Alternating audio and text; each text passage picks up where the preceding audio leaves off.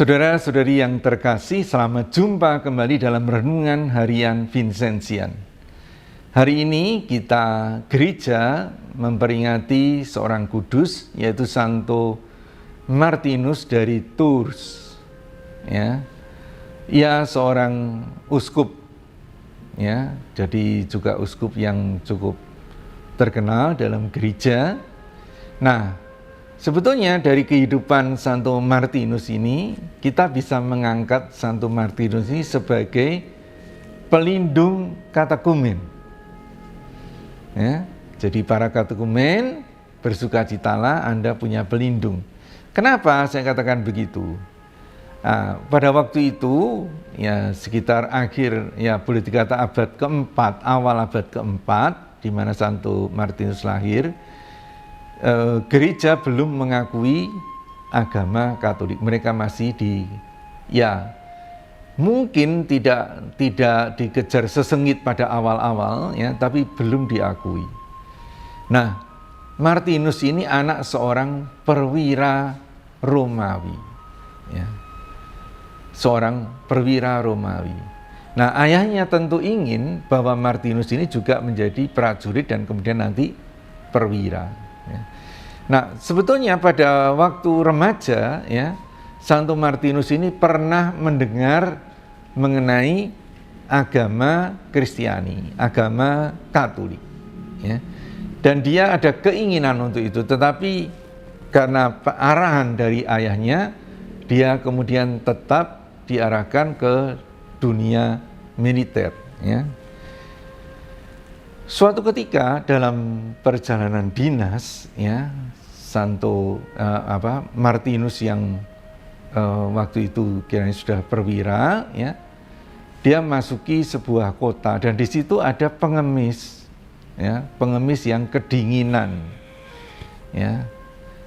Lalu Martinus jatuh, belas kasih kepada pengemis itu. Ia kemudian melepas jubahnya dan dengan pedangnya membelahnya menjadi dua. Satu untuk dia sendiri dan bagian yang lain untuk pengemis itu, supaya tidak kedinginan. Nah, konon di malam hari, dalam mimpi atau dia menerima penampakan, ternyata pengemis itu adalah Tuhan Yesus, yang berterima kasih kepadanya. Karena penampakan itu, Santo Martinus akhirnya memutuskan bahwa dia mau menjadi Katolik. Dan karena dia menjadi Katolik, menjadi Kristiani, dia tidak mau lagi menjadi perwira. Dia tidak mau lagi di dunia militer. Tentu tidak mudah, tapi karena ia berkeras hati, bersiteguh, maka sudah akhirnya dia menjadi seorang Kristiani, seorang Katolik yang baik, dan bahkan kemudian menjadi imam dan kemudian diangkat menjadi uskup. Salah satu juga sesuai dengan dalam hal tertentu dengan Vincentius, Martinus ini adalah seorang imam dan nanti kemudian juga uskup yang sangat mencintai orang miskin. Nah, kita juga bisa melihat dari sejarah dia kemudian memutuskan menjadi Katolik, ia bertemu dengan orang miskin dengan berbagi jubah itu. Nah, saudara-saudari yang terkasih, kita melihat bisa belajar dari Santo Martinus. Dan dalam terang bacaan pertama mengenai kebijaksanaan,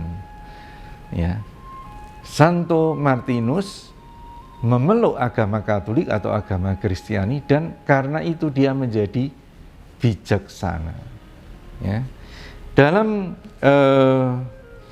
bacaan pertama dikatakan bahwa kalau orang itu bijaksana, dia bisa bicara dan diterima oleh siapapun. Orang yang bijaksana itu bisa menerobos sekat-sekat apapun dan diterima oleh siapapun. Nah, itulah juga yang dilakukan dan diayati oleh Santo Martinus. Nah, sekarang masalahnya adalah kebijaksanaan itu sebetulnya apa? Kebijaksanaan itu tidak lain sebetulnya adalah Tuhan sendiri. Ya, Tuhan sendiri. Karena Tuhan menciptakan dan menyelenggarakan alam semesta ini dengan bijaksana. Nah, mengapa kalau Tuhan itu bijaksana kok begitu ada banyak kesengsaraan? Itu karena kita manusia tidak bijaksana. Tidak bijaksana artinya kita tidak mau mendengarkan Tuhan di dalam mengelola hidup kita, di dalam mengelola dunia ini. Ya. Kebijaksanaan itu selalu dipenuhi dengan kasih. Dan kebijaksanaan itu memberi terang, ya, memberi terang supaya kita dapat dalam hidup ini melangkah dengan bijaksana, memilih tindakan-tindakan kita, kata-kata kita, bahkan termasuk pikiran kita dengan bijaksana. Ya. Karena hampir segalanya itu berawal dari pikiran. Seringkali kita itu tidak bijaksana. Ya. Dan karena itu membuat urusan tambah runyam, membuat orang lain juga tambah sengsara. Karena itu saudara-saudari, kita mau seperti Santo Martinus, ya, melihat iman Kristiani itu sebagai sumber kebijaksanaan. Bahkan dikatakan tadi dalam bacaan pertama, kebijaksanaan itu adalah nafas kekuatan Allah. Nafas kekuatan Allah. Nafas kehidupan yang sejati. Mari kita berusaha menjadi bijaksana dengan bersatu dengan Tuhan Yesus sendiri. Seperti halnya Santo Martinus. Ketika Santo Martinus meninggal, ia kemudian dimakamkan di makam orang-orang miskin, sesuai dengan wasiatnya. Karena dalam hidupnya ia juga selalu rela, ya, tinggal sederhana dan miskin. Bahkan istana keuskupannya itu hanya pondok sederhana di sebelah katedral. Tetapi kemudian ya karena orang-orang merasakan kebijaksanaan dan kebaikan Martinus, banyak yang berziarah ke makam itu dan banyak mukjizat, ya. Jadi bahkan ya kalau kita itu sungguh menghayati kebijaksanaan Allah, iman Kristiani itu betul. Nafas kekuatan Allah itu tetap hidup dan berkarya walaupun kita sudah meninggal. Hidup, ya, dan kematian Santo Martinus sudah membuktikannya. Ya, banyak orang berziarah, banyak mukjizat terjadi, dan karena itu kemudian makam itu Santo Martinus diangkat dari makam itu, dan kemudian sebuah basilika didirikan untuk sebagai tempat dia disemayamkan. Saudara-saudari yang terkasih, kita juga mau belajar menghayati iman Kristiani, terutama kebijaksanaan hidup yang diajarkan oleh iman Kristiani, yaitu seperti Martinus dalam persatuan dengan Kristus.